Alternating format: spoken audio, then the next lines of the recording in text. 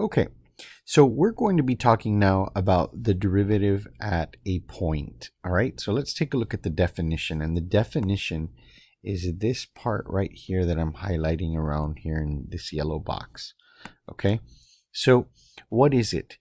The derivative is, which is read as g prime of x, is this limit of the difference quotient. And you've probably been hearing about this before, but it is the limit as h approaches 0 of g of x plus h, where x is that particular point, minus g of x, which is the point exactly, all divided by h. So that right there is the difference quotient, and you're taking the limit of the difference quotient. Okay, so it's nothing really much of a big deal. It gets tedious. It's more algebra than anything.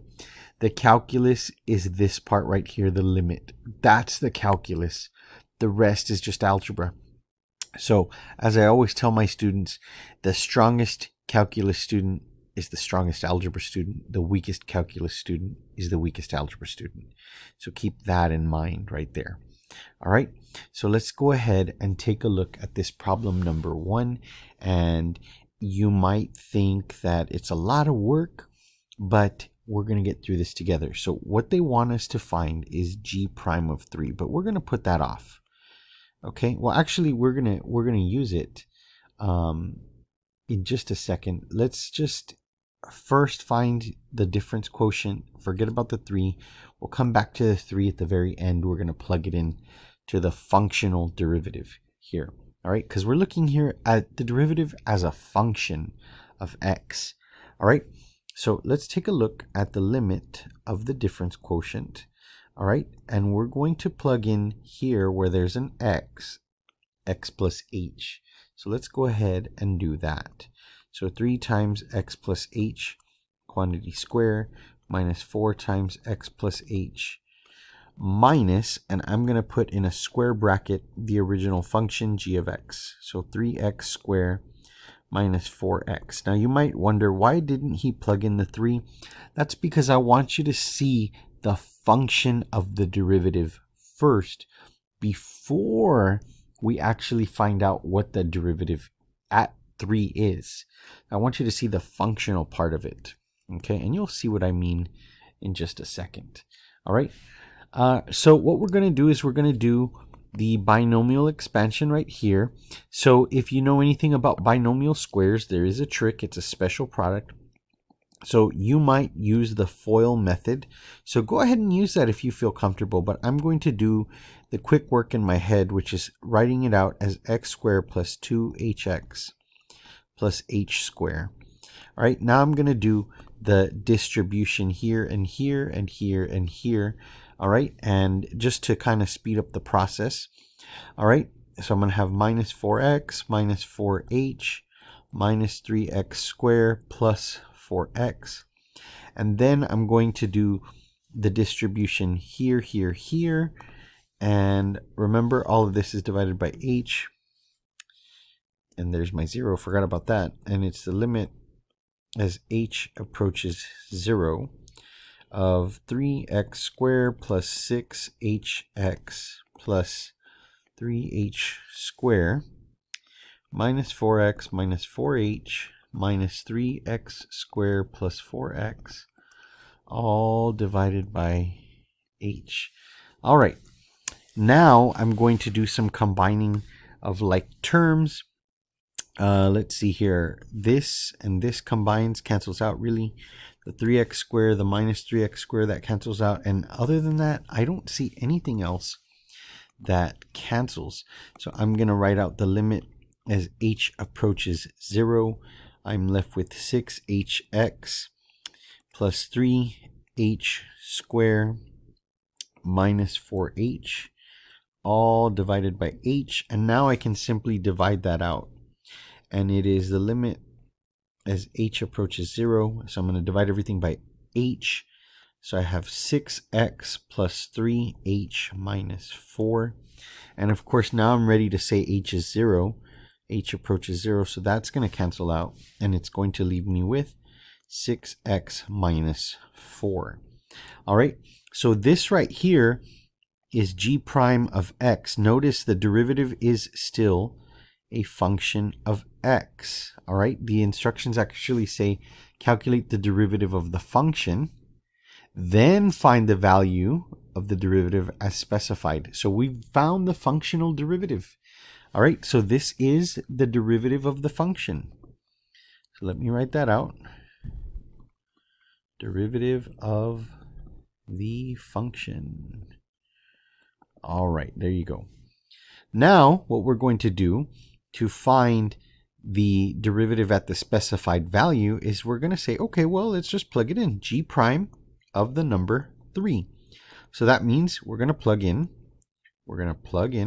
Here's my little plug. We're going to plug in 3. All right, so 6 times 3 minus 4. That's 18 minus 4, which is 14. So this right here, 14, is what g prime of 3 equals. So this right here is the derivative. Let's write that out. The derivative of, or I should say at, x equals 3. All right. Now here's another recall. It is the slope of the tangent line. So this is geometrically speaking what we're talking about. So it's the slope of the tangent line. All right. I think we have time to take a look at one more example. We'll add some more examples, but for this video's sake, we'll just do one more because then it's going to get really long. So let's take a look at another one. Give me a second here to clear the board. Okay. So in this example, we've got something really similar. We're going to find the function of the derivative again. But this one is a little bit more complicated, and what throws the wrench in our plan here is this x cubed, but it's really not a big deal. I actually have another video where I talk about binomial expansions. It's like a 30-minute video because it's really about the derivative, but I geek out and I go into this connection between Pascal's triangle and stuff like that. But I'm just going to give you a little heads up here that I'm going to be using this formula right here. So if I use a plus b cubed, for example, the binomial expansion for that is a cubed plus 3a squared b plus 3ab squared plus b cubed. So this is the shortcut that I'm going to use for this expansion here. All right, but anyway, keep that in mind when I really go fast here. Okay, so let's see what it looks like.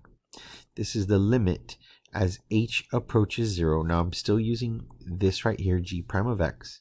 All right, the definition of derivative. All right, so x plus h cubed plus 5 times x plus h minus, and then I'm going to say x cubed plus 5x, something like that. Okay, x cubed plus 5x, and then I'm going to divide by h. I'm going to divide by h. All right, and then this is where I'm going to do the binomial expansion, so bear with me here.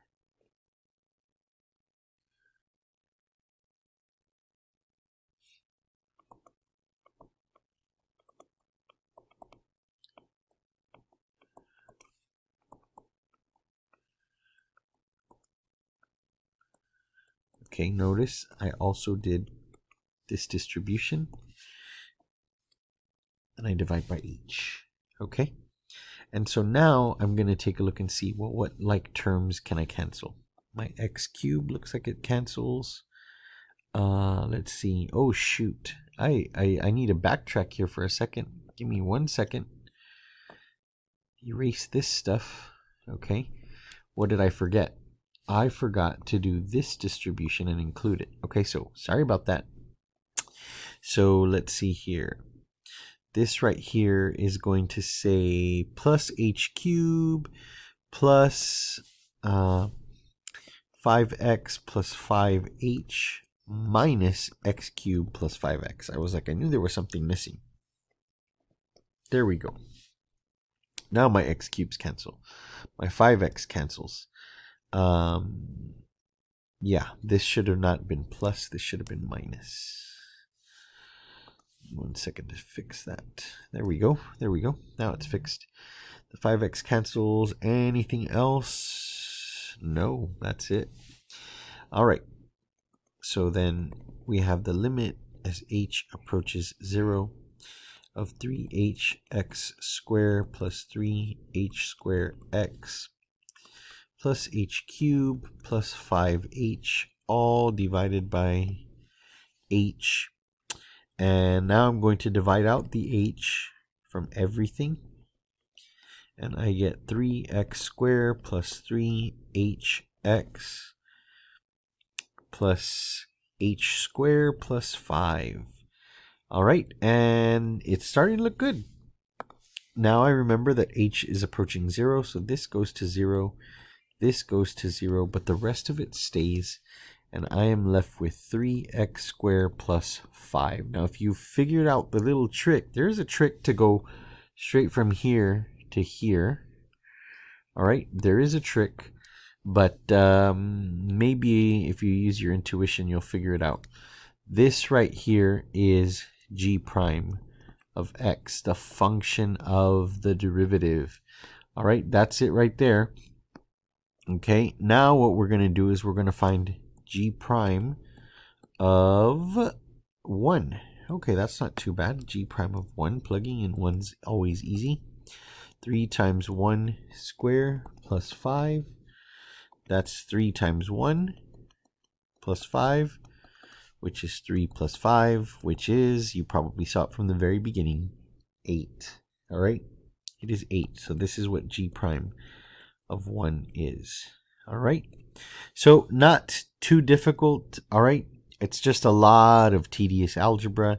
You can get lost. Be very careful. Notice I even made a mistake way back over here, but I fixed it. I salvaged it. All right, so hopefully this was good. This was understandable. I'll add in another video where I work out maybe a slightly harder problem and take a look at a different notation for these derivatives, but that'll be the next video. If this was helpful, as always, like and subscribe.